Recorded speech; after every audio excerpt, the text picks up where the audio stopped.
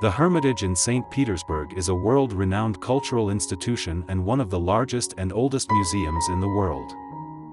Situated along the banks of the Neva River, it showcases a vast collection of art and artifacts spanning centuries.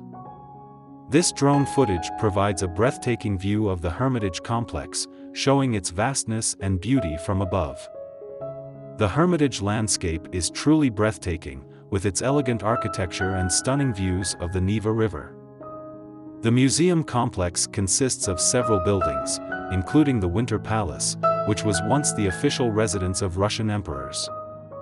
Tourism at the Hermitage is thriving, attracting millions of visitors from around the globe each year.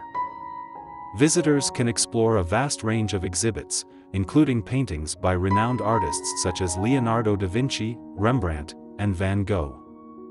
The museum also houses ancient Egyptian artifacts, Greek and Roman sculptures, and an extensive collection of decorative arts.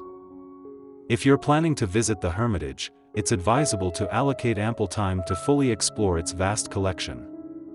It's also recommended to purchase tickets in advance or consider guided tours to make your visit more organized and informative.